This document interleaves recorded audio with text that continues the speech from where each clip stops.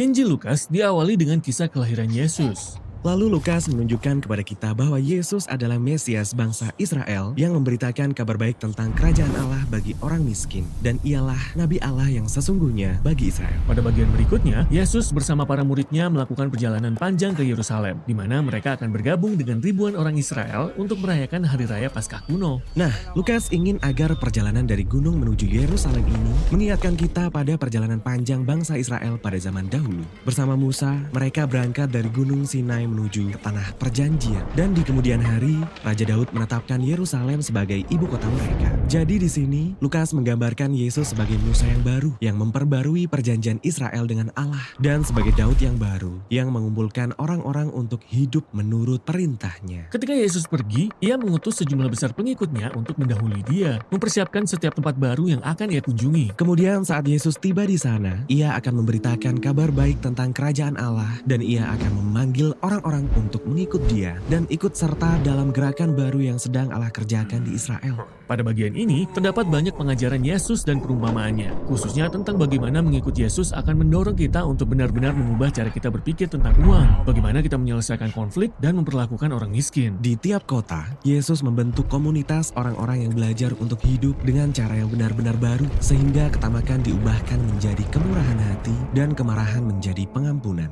Dan dalam komunitasnya Yesus ini, semua orang luar akan disambut. Ya, kabar baik bagi orang miskin. Itulah salah satu tema utama Injil Lukas. Ya, kita akan banyak menemukannya pada bagian ini. Orang-orang yang tersingkirkan ia sembuhkan. Para pelacur yang terhina ia jangkau. Para pemungut cukai ia rangkul. Mereka inilah umat kerajaannya Yesus. Lalu para pemimpin agama Israel mulai mengamati dan mengkritik Yesus. Jika ia benar-benar Nabi Allah, mengapa ia menyambut orang-orang berdosa dan makan dengan mereka? Ya, bagian ini terdengar seperti pertarungan di perjamuan makan. Jadi Yesus mengadakan perjamuan makan malam ini sebagai simbol bagaimana kerajaan Allah hadir bagi orang sakit dan orang miskin. Orang-orang yang tidak mungkin bisa membalas kebaikannya.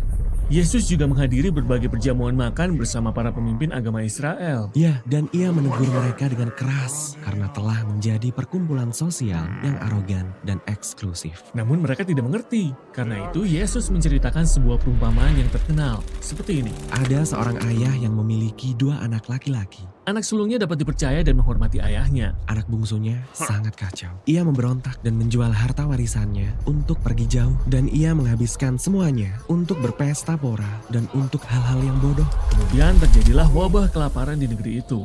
Dan ia kehabisan uang. Jadi ia harus berjuang untuk hidup dengan menjaga babi milik orang lain. Ia sangat kelaparan sampai ia pun ingin makan makanan babi itu. Pada titik itu, ia berpikir, kalau aku harus menjadi buruh tani, mungkin sebaiknya aku pulang ke rumah dan bekerja pada bapakku. Setidaknya aku tidak akan makan makanan babi. Lalu ia berjalan pulang ke rumah sambil melatih permintaan maafnya. Di sisi lain, ayahnya yakin kalau anaknya tidak akan selamat dari wabah kelaparan. Tetapi suatu hari, ia melihat seseorang berjalan dari kejauhan. Itu anaknya, ia tidak mati. Lalu ayahnya berlari kepadanya, lalu merangkul anaknya dan mencium dia. Kemudian anaknya mulai berkata, "Bapak, aku tidak layak menjadi anakmu. Mungkin aku masih boleh datang dan bekerja untuk Bapak." Namun sebelum anaknya selesai berkata-kata, ayahnya memanggil para pelayan untuk membawakan jubah yang terbaik, sandal yang baru, dan cincin yang indah untuk anaknya. Mereka menyiapkan makanan yang terbaik untuk perjamuan. Ini waktunya untuk merayakan. Kemudian malam itu, kakaknya pulang setelah bekerja seharian di ladang, dan ia mendapati adiknya si pecundang yang lama terhilang telah kembali pulang.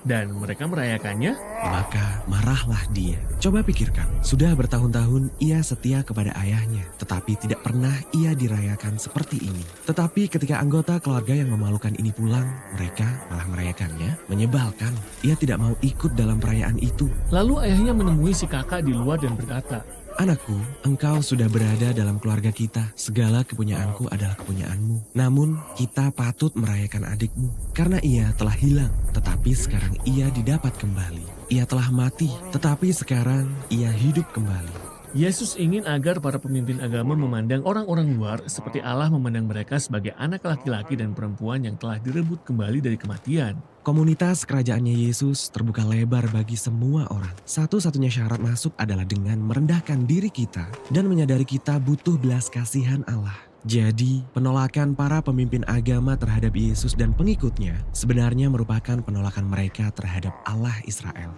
Para pemimpin agama tidak menyukai semua ini. Jadi ketika perjalanan Yesus hampir berakhir, konflik itu sudah sampai pada puncaknya. Ya, Yesus sedang menuju ke Yerusalem untuk merayakan Paskah ketika mereka bersekongkol untuk membunuh dia. Dan inilah yang akan dibahas pada bagian berikutnya dalam Injil Lukas.